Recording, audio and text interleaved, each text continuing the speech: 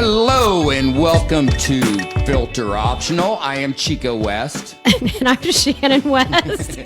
What is so funny? Because I guess we've been out of studio for a short break and your intro was just very dramatic. It was very dramatic, but we've been out of studio. Now we're in a new studio. Yes. Kevin got a new studio, and we're excited about this We're studio. very excited Yes, about with help from you guys. Thank you very much. Well, the location is prime for us. It is Great. prime. In this room that is the new studio, I have done many of counseling sessions. Yes, you have. And so he has taken over my old counseling office. I still have some other offices, but I like this corner office. But I like Kevin. I think this would be a good studio. Well, it works for you too. It's a selfishly motivated move. But it is advantageous for everyone. Yes, It is. exactly. It is. Yes. As some people give me a hard time, it is a win-win. Yes. I'm all about the win-win. you know. Yes, you are. And so today is September 23rd. You know, we're filming this, a few days before, but we have just gotten done when you're listening to this to the Care Breakfast. That's right. Where Casa Colina is supporting the Care Breakfast. We went with Clear Fork Academy and sat with them. I believe it's going to be a great breakfast, and so we're excited about that. Yes. Casa Colina, once again, this is a Casa Colina production. There's ways for you to listen or watch our episodes. I Yes. think this will be the 34th episode that we have done. Yes. And where you can listen to it, you have your podcast app on if you have an iPhone or a smartphone. Or you can watch us on Apple TV under the podcast App as well. app on Apple TV, so you can watch us, or you can listen to us in your car on the podcast app. You can watch us on the Casa Colina Treatment Facebook page, where all of our podcasts are on there.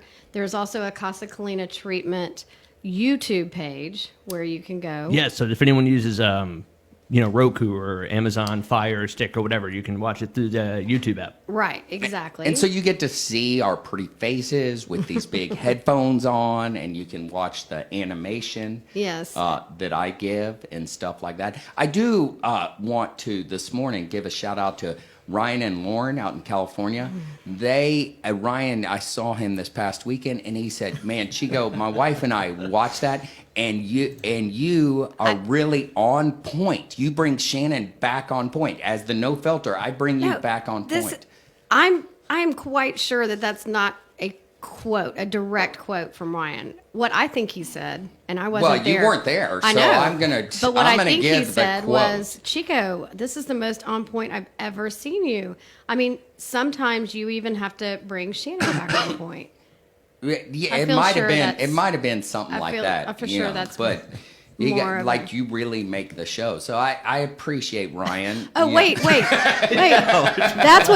That's all of a sudden what you read into that comment was that you make the show. Chico makes the show. So thank you, Ryan, if you're watching this, or listening. And, Fan club of one. You That's can't be so- surprised that he led with that today. Though. no, I I mean can't. it was. I thought he good. had something really, enlightening. But Poignant. yeah, yes. But deep. this is I thought our, you were going to shout out to me just for being your wife and putting up with you. I thought. Well, I that thought is that's where you that were is a going. given. When you were Yeah. driving up today, I my sung gosh. a little song to myself as I was standing outside waiting for you. I go, "Here comes Miss America." Oh, what? That's my randomness. Okay. Here's the deal: is we haven't done a show just you and I in a while. true. We've had a lot of great guests. We had Miles Adcox, who owns On Site, great episode. Yeah. We had Caleb, our business development guy. Mary. We had Mary, who does psychodrama for everybody, but she's coming out in a couple weeks and doing it with all the men at Casa Colina. We've had the staff at Casa Colina. Casa Colina, once again, is a 90-day men's program. I want to give a shout out to Glenn Eddy. He passed away last February, but he helped us come up with our mission statement to equip men and their families with the tools for a lifetime of freedom and sobriety. So we're big on families and as well as the men that come to Casa. Yes. But today, you came up with the idea with what we want to discuss. And what is that idea that you said, okay, you texted Kevin, we talked about it last night as we were heading to the, football game for our son? Well, I've just been thinking, just in life, getting back into a school schedule and all that kind of stuff. I hit a point in the fall, once we get through like August, and September is always so crazy, which people, December is so crazy, May is so crazy, but September. Who's that couple on Facebook has Mace Simber? Mace Simber, yeah. But the Holdersons or something like that. Holderness, okay, but yeah, we're not talking about them. So that I love them, but we're not talking about them. So you see. Really? I got you off point. Yeah, shocking. I mean, just hello. This is the first time. So hold on. Okay. But I found myself longing for the good old days. And what by that I mean, when I was growing up, we didn't have phones. We didn't have email. I started to think back, like and I started thinking about this after last Thursday night. Travis called me. He doesn't have classes on Fridays. He called me at 1:00 in the morning. I mean, you can't do that. And then, you didn't answer the phone. No, Your but phone it was on silent. But this morning, my phone was on because we were having the dog kennel pick up Buddy, and they always come at 7 a.m. And so I just want to make sure we're the first place they come. We are, but I just wanted to make sure we were up. So my phone beeped in the middle, and I did not look at it. But it was Travis again last night time? Texting me 1:04. Oh my goodness. So he's getting things done on Thursday nights because he is busy from like 7 to 7. Okay, so let me reel this back in. What I want to talk about. I can probably help because I'm good at reeling people No, I know. in. Okay, so I found myself longing for the days where you actually had to just call somebody, and if they didn't answer the phone, you just didn't get to talk to him right then. And when I started to think about how did I make plans when I was in high school? Because, Beck is 16. He has his driver's license now. He's constantly making plans and everything. And I'm like, how did I make plans? And I'm like, I guess I was at home a lot and not super stressed out about what I was doing next. It was kind of like, well, if it happened. And some of it, when we had our driver's license, 30, it'll be 35 years in a few weeks for me. Don't get bogged down in that. But the deal is, when we drove around, we would drive around, yeah, and find people. If we didn't find them, it didn't create this anxiety. Right, no. We were like, I guess nobody's doing anything just like me, so I'm going to go home and do nothing like everybody else. Yes. And but there's that anxiety. Yes, but now you can see on social media and everything that there's stuff going on. And you're not there. They track each other. Yes. On Snapchat, they know exactly where people are. But, and then it feeds into, like, your personality type is the type that can not look at email for a week and not worry that you haven't gotten back to somebody. Or text messages. Right. I mean, I can pull up my phone right now. Yes, I know. And show, there's 58 unread text messages. Yeah, okay. There's 0 on mine. Yeah, and there's 10 mine too. Yeah, 1,000 emails. Which one, Kevin? Which one? Are you like me or are you like Chico? Unlike you. Okay, yeah. My inbox, all of them always has to be like 0, or it drives me nuts. Right, and I find that younger people are like that. Because Kevin is younger than you. He is, but he grew up with email and text and all that kind of stuff, and so it creates this. Like, I'm so type A that I have to. People's expectations are that I get back to them. And in your mind. In my mind. That I don't know That's if true. It's actually people's. I think people's expectations are you get back to them. Right, Kevin? I think probably. I think yes. There's some people, but then there's some that don't. But with technology, I remember the first time I got the phone that I could get my email on, and I thought, oh my gosh, this is just opening up my life. I thought technology was opening up opportunities for me to have more time. Which but it's the exact opposite. I'm even finding working for CASA. So I'm not a counselor or whatever, but I've always done some business management and you kept me on track. Payment. Well, no, just payments and making sure things are on the business side of things. But I am finding that I am working 24/7 for CASA because of all my other responsibilities. If I'm taking care of those and I get around to email at 10 o'clock at night, which a lot of times I do, I'm a night owl. I'm not a morning person. But if I get around to email at 10 o'clock at night, I'm opening the CASA email and I'm answering those emails. I'm working. Working. But on top of it, at CASA, we have all these men there. And I texted Kevin at like 11 the other night. But here's the deal. At CASA, what you're talking about is you're responding to those things. But our culture is all of a sudden, I've been in the treatment field for 25 years now. Right. And so now with technology, we ran out of cups for medicine. For the medicine. I ordered and it. you ordered them. Yes. But they wanted it yesterday. No, I know. And so they have water bottles, we have other cups, but we were just making it easier. And all of a sudden that created anxiety with the clients. It created anxiety with the staff. Right. That it was not, happening correctly. Or on this timetable. And so that I ordered them within an hour or so of getting an email. You ordered them. Oh, okay. You ordered them. Okay. But we responded, hey, they're in order. Amazon delivers. Right. But how they responded, well, if Amazon's not going to get it here by today, then y'all need to go, and get them. And get them 12 miles away. Right. So I just think that everybody operates, first of all, in their own space of how they can free up their time. For me, it's answering my email. And not the first thing I do when I wake up in the morning, but when I open my phone to my email, I hit the edit button at the top and I just go ahead and start marking the spam. I do that the first thing, which is I've tried to teach you that lesson, but that's not how you operate.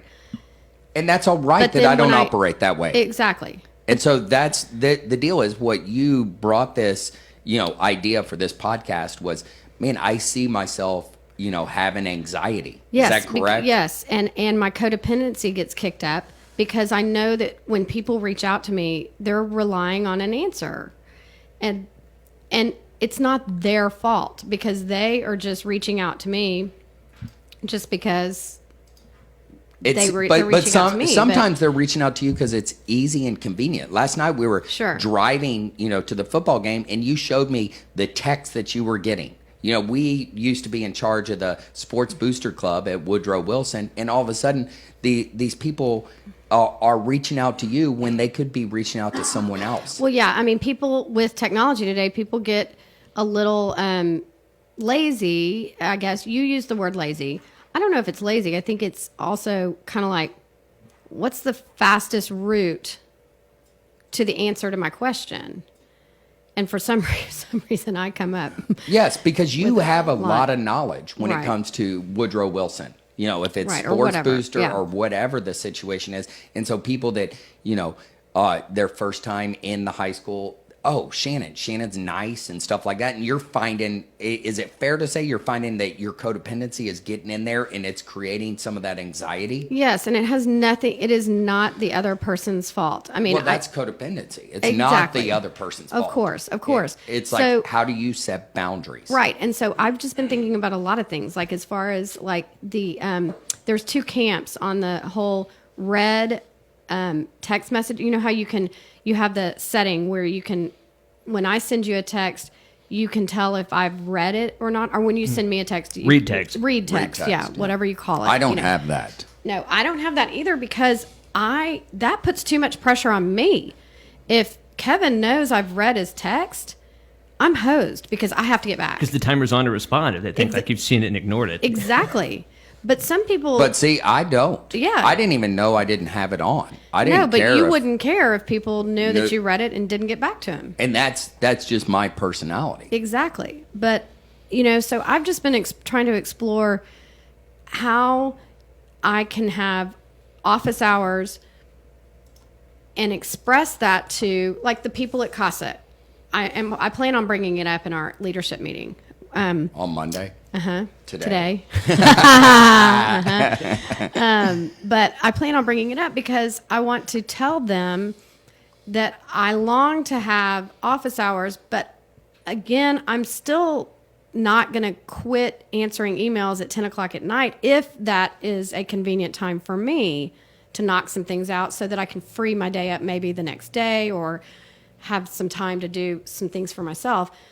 But I've got to figure out a way. You're a night owl. I'm a morning person.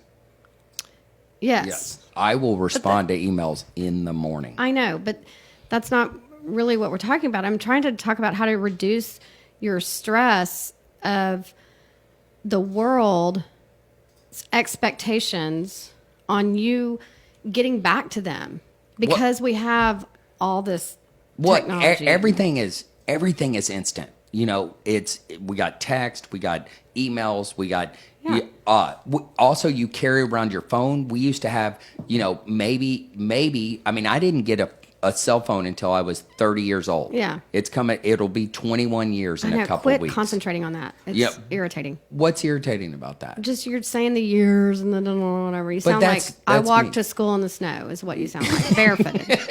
But I'm not as young as you guys. I didn't get a cell phone until I was like 18 years old. I mean, Yeah. that was, Well, yeah. But nowadays, people have them in third grade. Well, so I think it starts the anxiety of, the expectation is pretty immediate gratification. There is no more, well, you're just going to have to wait a second. Well, but our deal is with our kids, we do not track our kids. And that's all right if other people track their kids. But I know for me, if I had the tracking device on Beck right now, I would start looking where he is. Yes. I would find that, there. But you and I, we've talked about this. You and I are opposite on that, which is so strange. It is strange, but that's just me. I do not care to track my children at all. Like, I have no desire to track them. And I think it's because of my own longing for back when you just didn't always know where everybody was. And then it creates a sense of distrust too, because you're lying and you're like, wait a minute. I mean, maybe I was where I said I was. And then I don't want my kids to be forced into lying, or I want to be able to trust them to tell me where they are. Yes. And I know that we can't always, teenagers lie. They lie. If you think your teenager's not lying, then you need to. Then we need to do a podcast on that. Exactly. But yeah, there's zero trust if you're tracking. Right. Yes. There's just zero. I trust my kids. It's not even about the trust factor. It's just, if I had that, I would look. I know. I would look because I don't want to text them. I don't want to call them, and it would just be a convenience thing. I know, but for me. I long for the. I tried to think back. I realize I'm just being so introspective, or just thinking back, because my house growing up had a courtyard, so there was a gate to get into the courtyard, and then after you got through the gate, then you could get into the front door. Yeah, and then there was a detached garage, and so there was a door to the garage. So there's a gate, then a door to the garage, and a door to the house. And in the garage was a refrigerator. And they called it the Centenary Beer Garden because, the your adults, dad not liked him. to drink. Yeah, they didn't let beer. me. They didn't allow it. But no one had to call anybody or see what was going on. It was kind of like our courtyard was always open for visiting and hanging out. And so at any given time, people would just walk in the gate and see what they would go in the garage and grab a drink and sit out by the patio. And we constantly just had people visiting. But if you wanted to go in the house and be alone, you did. And I just find that I can't ever get alone and quiet. Because you have that thing right there on the table. I know.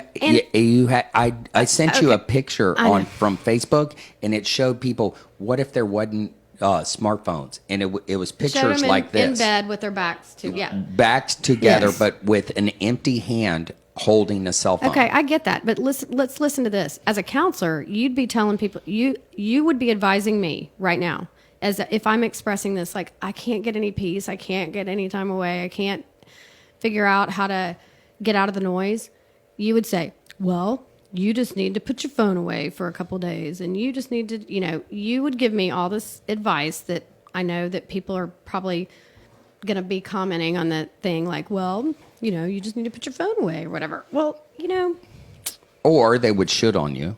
Uh-huh. They would go, Well, yeah. you should do this, you should do that. Yes. We try not to should on mean, each other. I do like the idea. Who's willing to really, I mean, I can't, But Shannon, the idea I like is, man, is there a Sabbath or a sabbatical? Yes. Once a week for, if it's for 6 hours or if it's for the whole day, where, we put the technology away and don't interact with it. Yes. And hey, that's our time to not have any of that. Right. Because I find myself too, if I have this, well, you're 24/7. I'm going to respond. Yes, and you answer phones actually. Like I, prefer to text people. I can't get on the phone because that's such a time suck. I mean, if you get on the phone, maybe it's a woman thing. I do it too. It's so funny. My wife makes fun of me because I used to be on the radio back when we first met. And she's like, "You talk for a living, yet you don't want to get on the phone with anyone." I'm like, "I don't." I know. Chico's one of those people who you text him and he'll call you.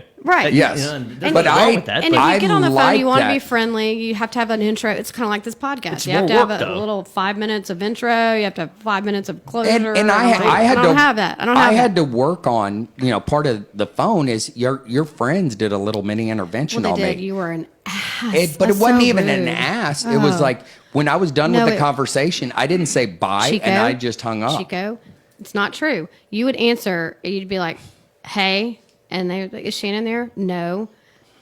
And then I'd hang up. No, and then you would just hang up or something, or they would be like, "What are you doing?" And he's like, "I'm watching the show." Like they have interrupted you, and they finally got to a point to where they got together and they talked to me and they said, "Tell him just not to answer the phone." Like, just don't. Yeah, and let the machine pick it up. Yes, because I would forget to tell you that Julie called. And I noticed, or Alicia called. Right, and so I ended up noticing that my anxiety would get kicked up in college because I had my first answering machine, and when you would come in and you'd hit play, and you have 27 messages. I'm like, what am I going to do? I mean, so it just. It's in my DNA, I guess. I mean, it's just my personality. But you've given me some ideas. I mean, I think I am going to have a day.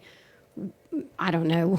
I don't know how I could ever pick a day where I don't have my cell phone or whatever. But it doesn't need to be a day. Maybe it could be week by week. But it doesn't even need to be a day. If we can start, hey, if it's Sunday, I'm not going to pick up my phone till 2. Right. And leave it on. An hours. It could be some hours. So that's or where, on Wednesday afternoon or something. I mean, where you don't touch your phone. Yes. And so that's the deal. There's times I leave my phone and don't have it. But I mean. But that's each, what we're talking about here is really going back to some of it is anxiety and how we sometimes create our own anxiety. Yes. By this need to respond to everything, and I just, here's the deal. If I have it turned over, that's good. I just looked at it and I see Caleb, texted me twice, and all those things. Yeah.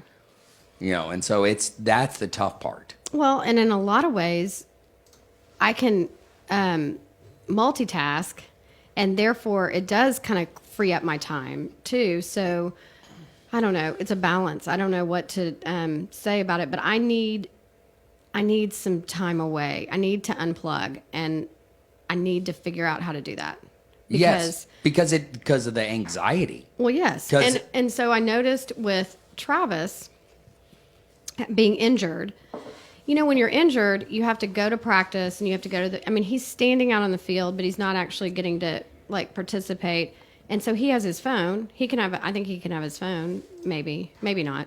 I may be making that up. Yeah, I don't know. mean, that could be, you're pulling that out of your ass. Well, but listen, he has a lot of time on his hand, and I noticed that he was starting to get anxious. And he's not really, he gets on a bike and he just rides the bike. I know.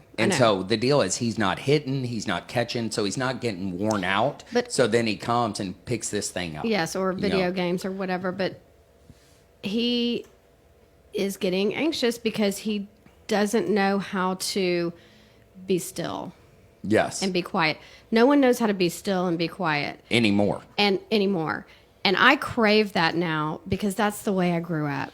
I mean, yes. I miss, so that's what I was saying, the good old days. I really miss where you can truly unplug. That's why I love ice days and snow days. I mean, even if the power's out until about day 3, and then it gets kind of old.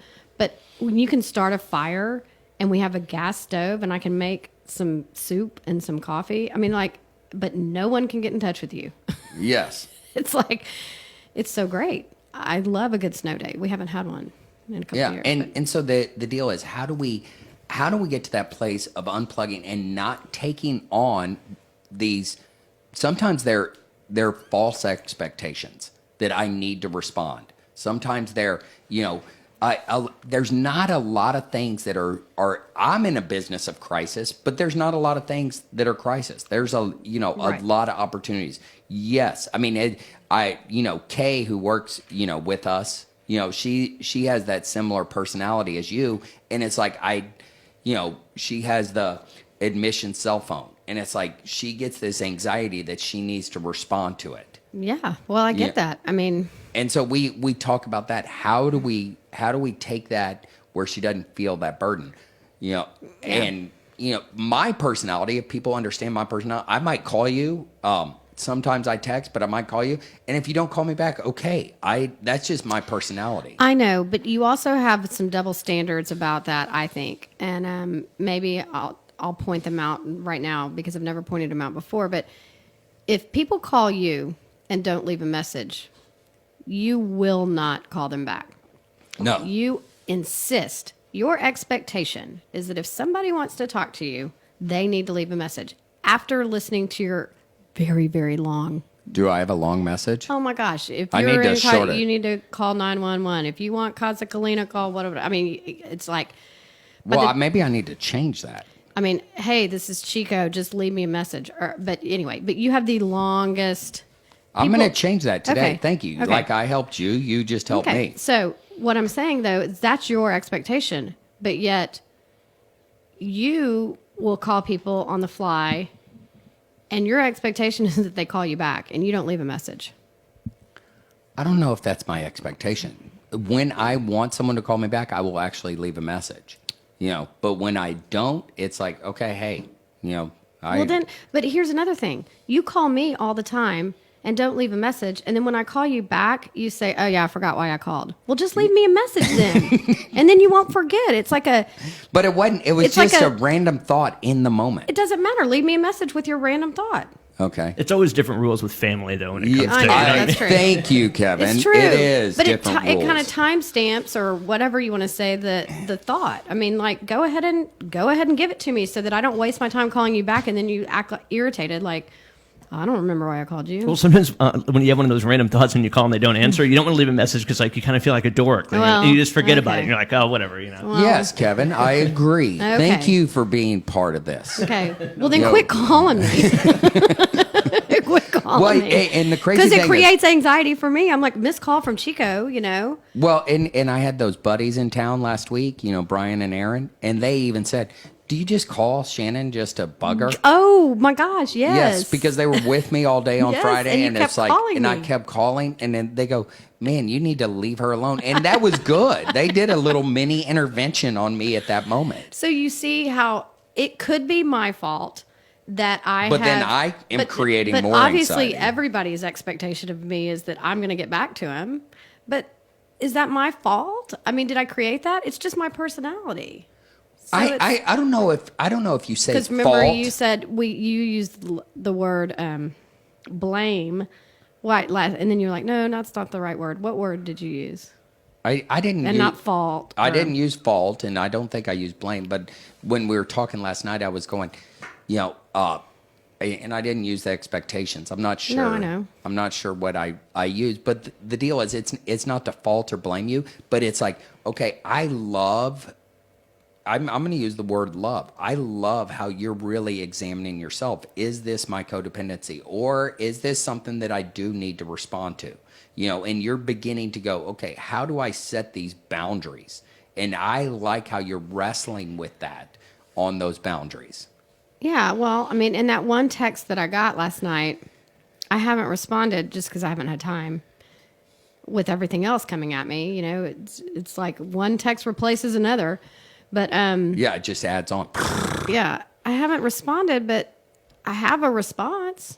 Yes. You know what I mean? Like, so do I just not respond if I want to? I mean, I don't. See what I'm saying? Yeah, and that's, I get the craziest questions, and how do we? And the deal is, maybe I'm off, but how do I navigate all this? Because there is such this instant need to respond. There's this instant. Yes.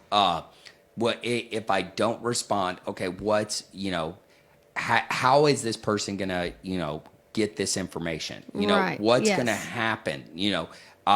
And then it's some of it is just easy little responses. And then, but those, if I get multiple easy little responses from multiple people, that I'm worn adds out. up. And that's why since school started, I'm completely exhausted. I'm exhausted from text questions, and I'm exhausted from maybe my expectations of other people, and they aren't following through. I mean, well, I think one of the things is you're beginning, you shared some examples last night when people say to you, well, you need to do this, talking about Booster Yes. Club or PTA. It's like, why do I need to do this? right. I did have a conversation with a friend, and we were acknowledging the fact that she was very into I'm on the PTA. I'm involved in the Athletic Booster Club. I'm involved in the football team. and I do all of those things I do because that is something that fulfills me. I like to help other students, like taking Zay to SFA and all that stuff. I like to see other kids succeed and have success in whatever activities they're in. And I love building into Woodrow. I do all of those things because I enjoy them, not because I'm a martyr or but also the other thing is what I love about how you do those things. It's not just about our kids. It's about right. all the kids Right. and the community. Right. But let me finish my thought. So when people say, well, you might just need to take some things off your plate, even you, in order to get some time alone and by yourself. There are certain things I don't want to take off my plate. I don't want to because I enjoy those. And so I sign up and do what I enjoy. But then I have, because of my involvement in those things, then I have other parents coming at me saying, well, why doesn't PTA do this? And why doesn't Booster Club do this? Why didn't the football team do this? And they come to me because... Well, they come last week. I know, let's not talk about that. Let's not talk about that. Okay. Let's not. But here's the deal. Specifics. I'm not. But specifics is like. Because I'm getting to a point. Okay, so hurry up. Shut up. You need to get to the point. I know. What I'm saying is that I had a hard conversation with a parent. It was hard for me because as a friend. Yes, a friend. Because I realized that all she was doing was telling me what I needed to do for football and sports and everything else. And it hit me because at first I was like either defending sports or I was doing whatever. I was saying, oh, well, we can't do that. Or I don't know. I find somebody to do that. And finally I looked at her and I go, wait a minute. I'm not the boss of any of this. Quit telling me what I need to do. You can do it. Somebody else, you can do it. Knock yourself out. Good luck. Yeah, good luck.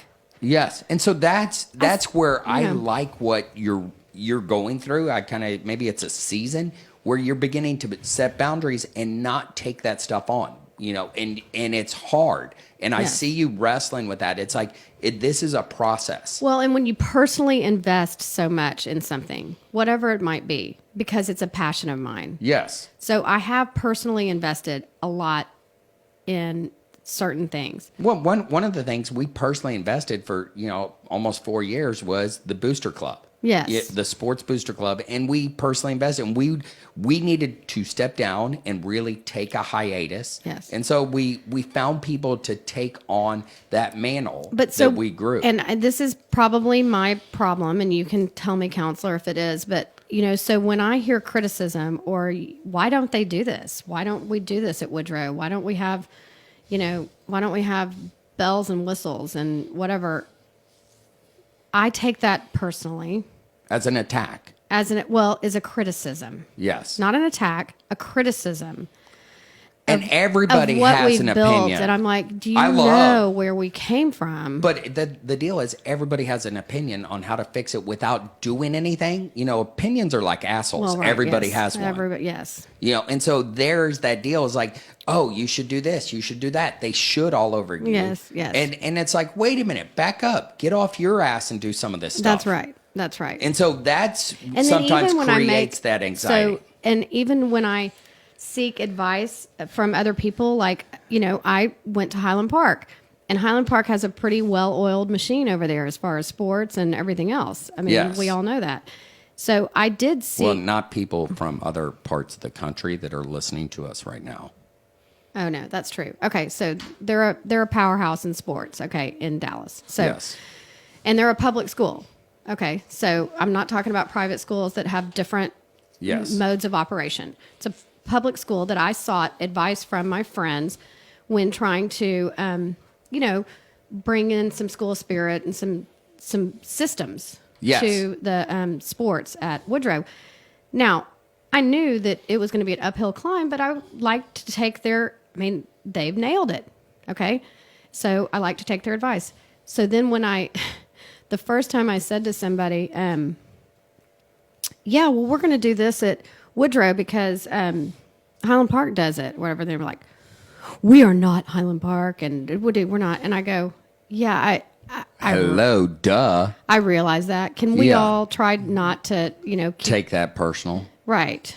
Or take the glass ceiling of mediocrity and not bust it. It's like, can we go ahead and just try? I go, I'm not trying to be like this powerhouse. I'm just trying to help these kids and whatever. But, I still kind of get that, and I take that personally because it's like, I wasn't, anyway. Yes, but that's the deal. And so, that's what I was doing. What this podcast is about is like how we get sucked in from these things, that instant, how sometimes having that, there is freedom with technology because you can instantly send it. It's, with emails, with text messages, but how sometimes if we don't have really good boundaries, it can create a lot of anxiety. Also, the deal is how sometimes our expectations when we're sending text or emails, we're expecting them to respond right away. So we're creating it too. Yes. So it goes both ways.